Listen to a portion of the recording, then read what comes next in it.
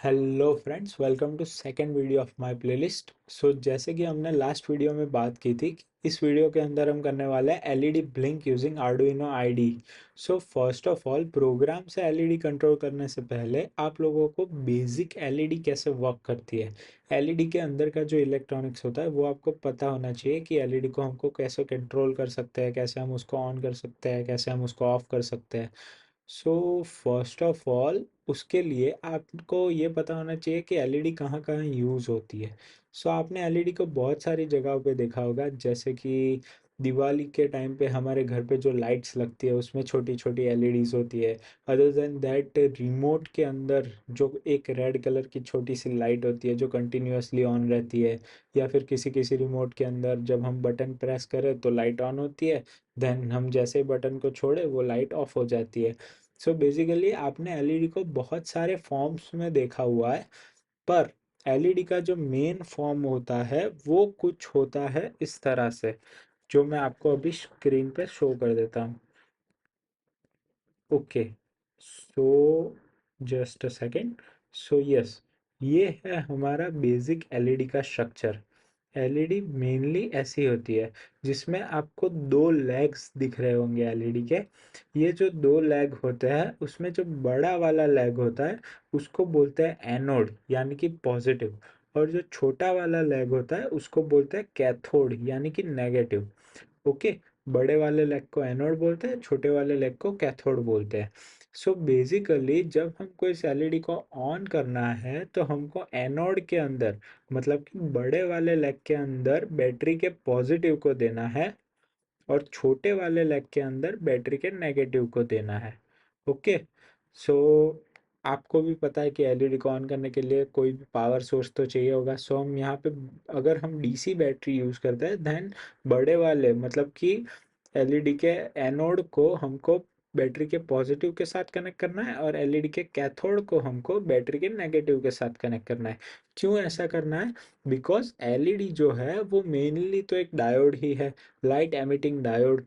कोई भी डायोड के अंदर जब हमको डायोड को फॉरवर्ड बायस करना हो, मतलब कि कंडक्टिंग स्टेट जिसके अंदर वो इलेक्ट्रॉन पास हो सके वो स्टेट के अंदर करना हो, तो हमको उसके पी टाइप के जंक्शन के पास बैटरी के पॉजिटिव को डालना पड़ता है, और एन टाइप के जंक्शन के पास बैटरी के नेगेटिव को डालना पड़ता है। सेम चीज़ यहाँ पे अप्लाई हो रही है कि अगर हमको एलईडी को ग्लो करना है, देन बैटरी के पॉजिटिव को हमको एनोड में डालना है एंड बैटरी के नेगेटिव को हमको कैथोड में डालना है।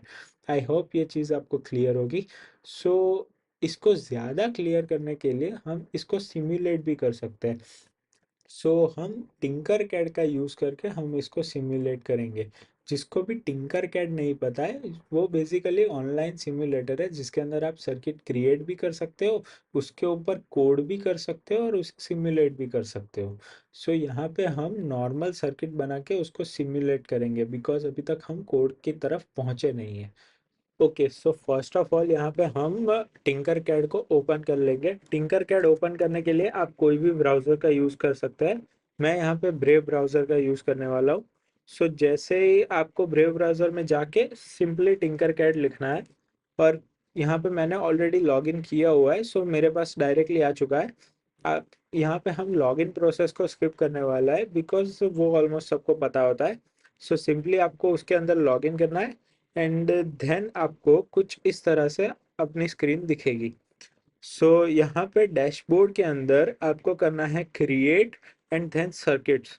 जैसे ही आपको नई सर्किट को क्रिएट करना है, जैसे ही आप क्रिएट करोगे आपको कुछ ऐसी विंडो दिखेगी।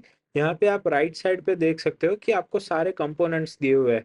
आपको जो भी कंपोनेंट अपने प्रोजेक्ट में यूज़ करना है आप सिंपली उसको ड्रैग एंड ड्रॉप कर सकते हो। हमारे प्रोजेक्ट के हिसाब से हमको सिर्फ एलईडी एंड बैटरी की ज़रूरत है, तो हम सिंपली एलईडी को लेके यहाँ पे ड्रॉप कर सकते हैं, and coin cell 3 volt battery को लेके यहाँ पे ड्रॉप कर सकते हैं। ओके, जैसा कि हमने वीडियो में डिस्कस किया कि एलईडी का जो बड़ा वाला लेग होता है, मतलब कि एलईडी का जो एनोड लेग होता है, उसको हमको कनेक्ट करना है बैटरी के पॉजिटिव के साथ।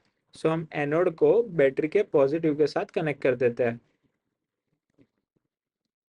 ओके, यहाँ पे एनोड जो है वो बैटरी के पॉजिटिव के साथ कनेक्ट हो चुका है, और एलईडी का जो कैथोड है, मतलब कि एलईडी का जो नेगेटिव है, उसको हमको कनेक्ट करना है बैटरी के नेगेटिव के साथ। सो यहाँ पे सिंपली हमने एलईडी के नेगेटिव को बैटरी के नेगेटिव के साथ कनेक्ट कर दिया है। ओके। सो अब अगर हम इस चीज को सिम्युलेट करते हैं तो हमारी एलईडी जो है वो ग्लो होनी चाहिए। जैसे ही हमने सिम्युलेट किया, यहाँ पे हमारी एलईडी ग्लो हो गई। बट जैसा कि आप देख सकते हो, यहाँ पे एक आपको इंडिकेटर दिखाई दे रहा होगा। ये जो इंडिकेटर है वो ये कहना चाहता है कि अभी एलईडी के अंदर से 61.9 मिली एम्पियर करंट पास हो रहा है। बट एलईडी के अंदर से आइडियली जो करंट पास होता है वो 20 मिली एम्पियर है।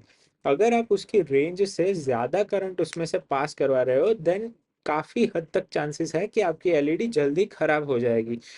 ऐसा क्यों हो रहा है? ओके, सो हमारी जो भी डिफरेंट डिफरेंट कलर्स की एलईडी होती है, जैसे कि ग्रीन, ब्लू, रेड, सो उसके हर एक के फॉरवर्ड वोल्टेजेस अलग होते हैं। तो अब फॉरवर्ड वोल्टेज क्या होता है? फॉरवर्ड वोल्टेज मतलब कि इतना वोल्टेज मिनिमम चाहिए होगा एलईडी को ग्लो करने के लिए। हम यहाँ पे 3 वोल्ट अप्लाई कर रहे हैं, एंड रेड एलईडी का फॉरवर्ड वोल्टेज होता है 1.8 वोल्ट। 1.8 वोल्ट तो मिनिमम चाहिए एलईडी को ग्लो करने के लिए। अदर देन दैट जो भी वोल्टेज आप अप्लाई कर रहे हो उसके हिसाब से उसको करंट मिल रहा है।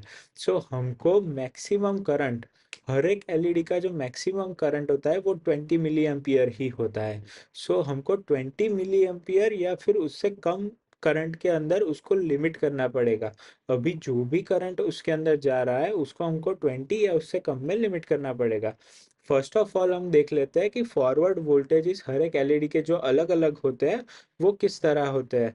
तो हम वापस से डायग्राम के अंदर आ जाते हैं। यहाँ पे आप देख सकते हो हर एक एलईडी के अलग अलग कलर के हिसाब से उसका अलग अलग फॉरवर्ड वोल्टेज दिया हुआ है। सो ये फॉरवर्ड वोल्टेज के हिसाब से हमको करंट को लिमिट करना पड़ेगा। और करंट को लिमिट करने के लिए हम जनरली यूज करते हैं रेजिस्टर्स। रेजिस्टर्स जो होता है वो करंट को लिमिट कर देता है, जिससे हमारी एलईडी लॉन्ग रन में खराब ना हो जाए। हमको यहाँ पे रेड कलर की एलईडी को 20 मिली एम्पियर में लिमिट करना है। तो हमको उसके हिसाब से रेजिस्टर की वैल्यू कैलकुलेट करनी होगी। अब रेजिस्टर की वैल्यू कैलकुलेट करने के लिए ये एक इक्वेशन होता है। ये इक्वेशन आई गेस सबने सुना होगा, V is equals to I into R, जिसको बोलते हैं।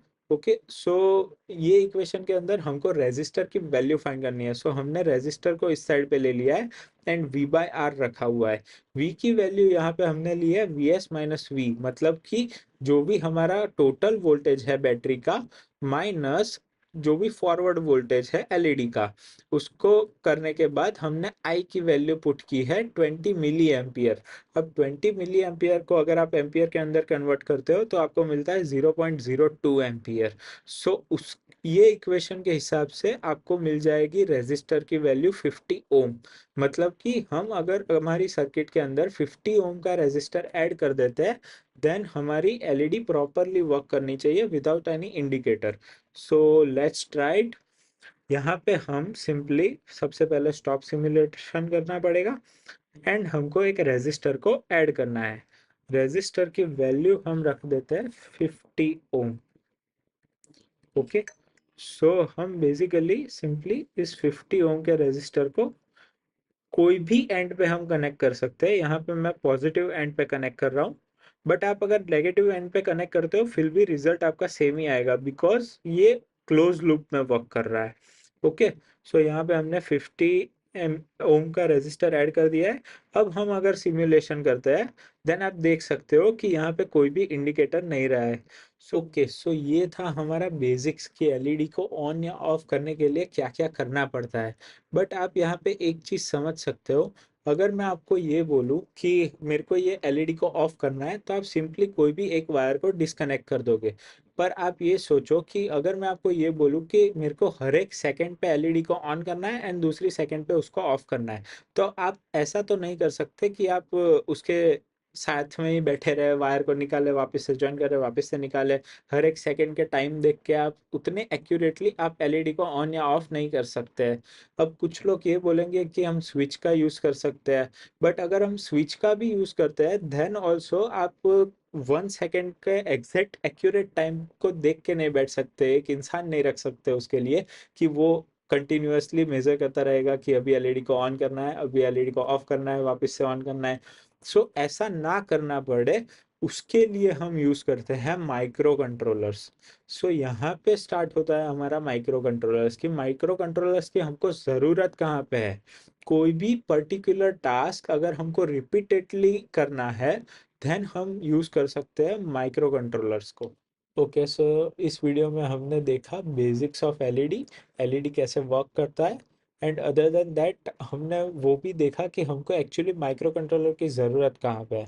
यहाँ पे हमने एक छोटी सी एलईडी का एग्जांपल लिया है, बट ऐसी बहुत सारी एप्लीकेशंस है जहाँ पे आप माइक्रो कंट्रोलर्स का यूज़ कर सकते हो।